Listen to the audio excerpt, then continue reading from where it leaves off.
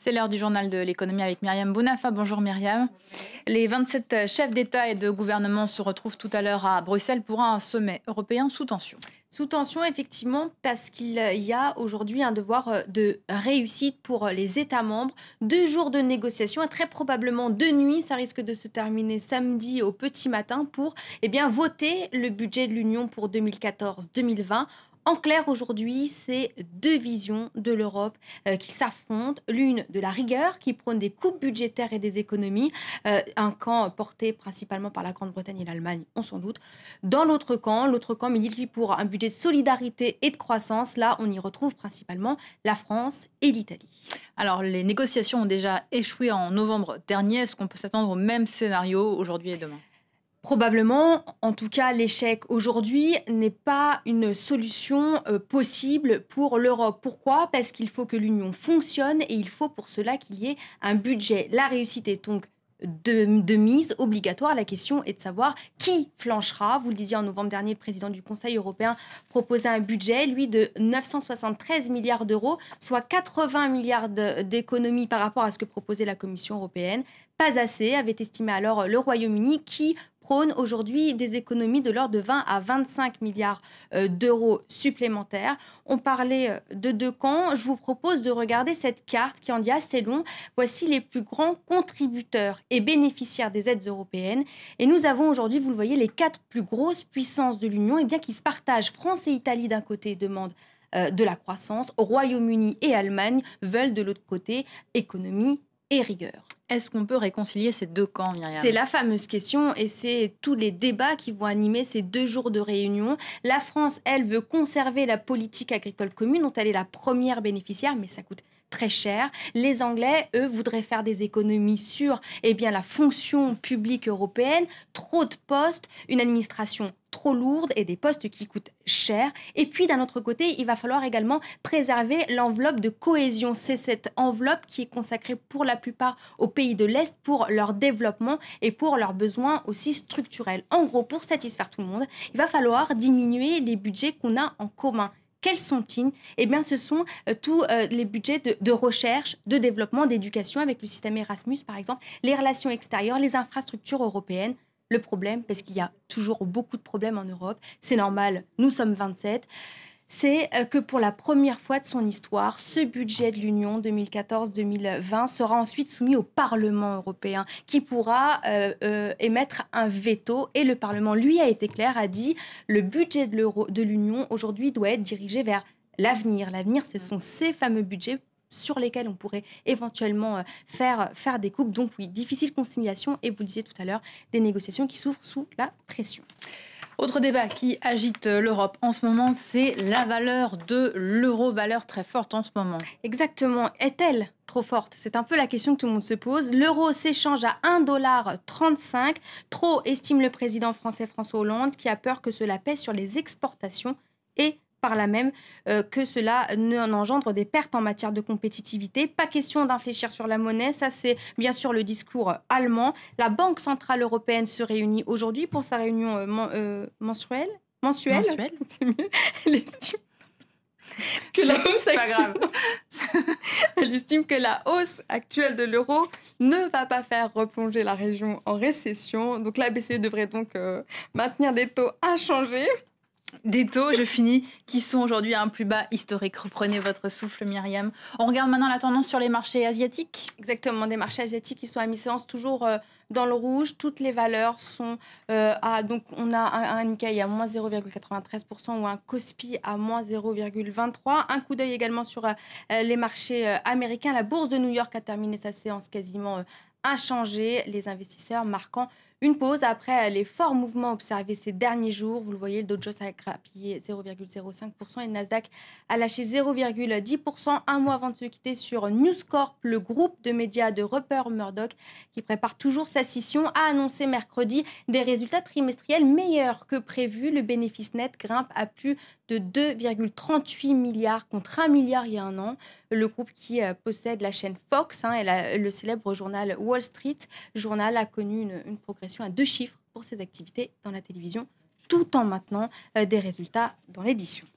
On en vient à l'actualité sociale en France et c'est la douche froide pour les salariés de Petroplus. Et oui, hier, 5 offres de reprise étaient déposées. Aucune n'a retenu l'attention des administrateurs judiciaires, toutes rejetées car jugées incomplètes. Les détails avec nos confrères de France 2.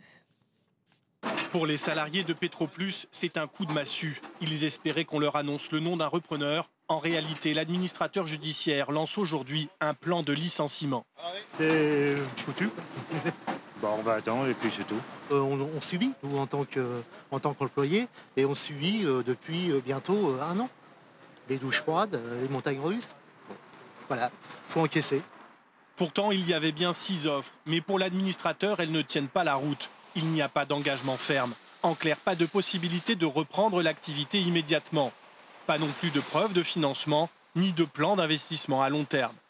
Tout en lançant le plan social, l'administrateur fixe un ultime délai de 2 mois pour consolider les offres.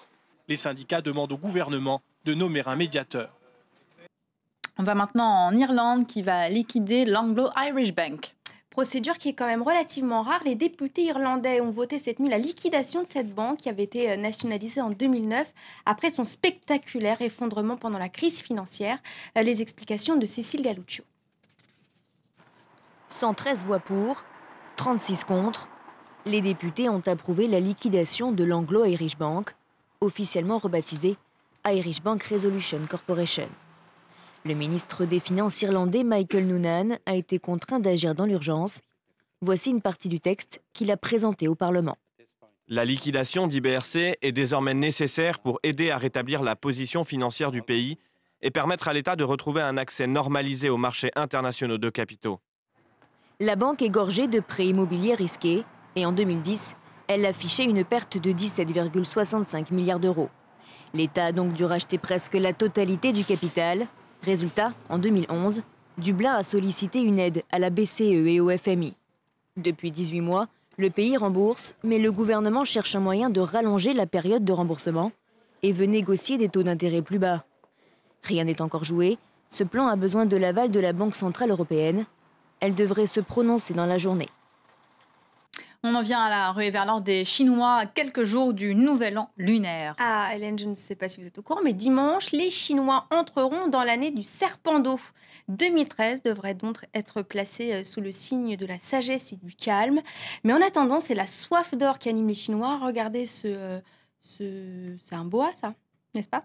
Je sais pas, je m'y connais pas très bien. C'est un boa, c'est un cobra, voilà. Un cobra en or, sa valeur 25 600 $, 380 grammes d'or. La demande en figurines représentant un serpent d'or atteint des sommets en ce moment. Donc tous se ruent sur Hong Kong qui crée plein de figurines car réputé porter bonheur. Et avant d'être riche, on peut peut-être jouer au Monopoly pour se donner au moins l'illusion. Il y a un nouveau pion, ce sera le chat. Exactement, vous en parlez un petit peu hier pour ceux qui suivent le journal de l'Écho. Le Monopoly a eu une très très bonne idée, comme quoi la maison qui date de 1935 regorge d'imagination. Elle avait fait un vote sur Internet pour décider quel allait être le pion éliminé et quel allait être le nouveau pion. Le grand gagnant, c'est le chat disparu. Ce sera Quel est le pion qui s'en va? C'est le fer à repasser qui disparaît, qui sera désormais une pièce de collection. Le chat qui a remporté 35% des suffrages des internautes sur 185 pays qui ont participé. Autant vous dire que le Monopoly s'est payé une très belle campagne de publicité. Bon, il va falloir que j'y rejoue parce que je ne me souviens pas qu'il y avait un fer à repasser. Ce sera l'occasion. Merci beaucoup Myriam, c'était le journal de l'économie. Restez avec nous.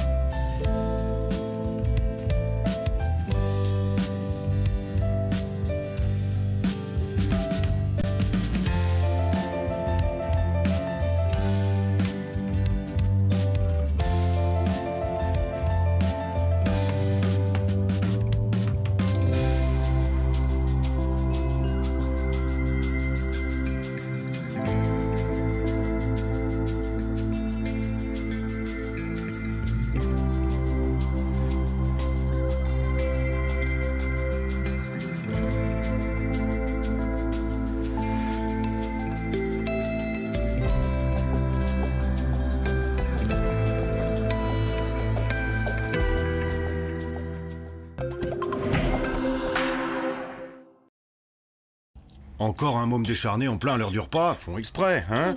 Heureusement qu'on en a au dessert. Bonne nouvelle, la faim est plus facile à guérir qu'à regarder. actioncontrelafaim.org.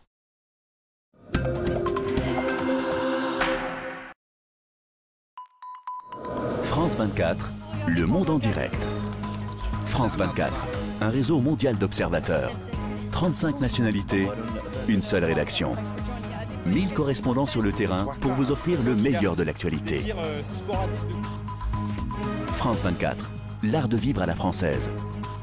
Une information sans compromis sur la société, l'environnement, la santé.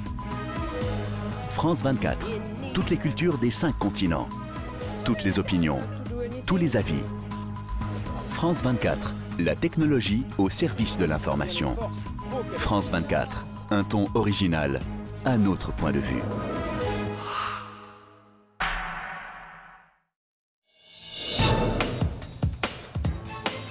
En France, islam et république sont-ils vraiment compatibles? En Alsace, les cultes bénéficient d'un régime particulier. Ils peuvent obtenir des financements publics. En septembre dernier, grâce à cette singularité, Strasbourg inaugurait la plus grande mosquée de France. Les musulmans vivraient-ils mieux leur religion en Alsace? Pour le savoir, notre reporter s'est rendu à Strasbourg, laboratoire d'intégration de l'islam en France. Ne manquez pas Reporter, aujourd'hui à 21h45, heure de Paris, sur France 24.